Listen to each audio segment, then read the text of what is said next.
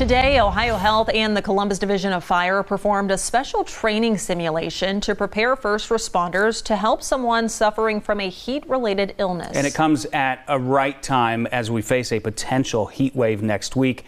NBC4's Brett Mills was invited, and Brett, they worked very hard to make this thing look like it was real. Yeah, they sure did, Kyle and Jen. You know, in this simulation, the first responders had to figure out how to lower the body temperature of the victim and save their life, all the while communicating effectively with each other.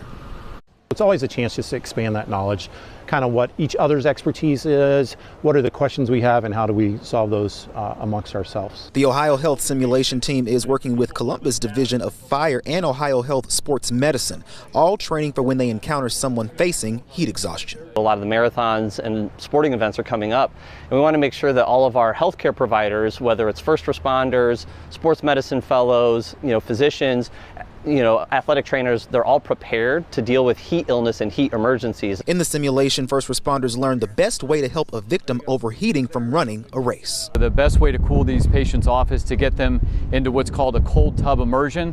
So we put them in a big tub of water that's nice and soupy with some ice, and we stir it up and we kind of monitor their vitals and their core body temperature. All three participating agencies believe it's important to continue these simulations to ensure the safety of the community and to help each other grow in different areas. Rehearsing from year to year lets us stay up to date on the most current medical aspects, as well as involve any new providers in the system. Just all of those aspects coming together to make sure we're operating finely tuned and with the latest, greatest information.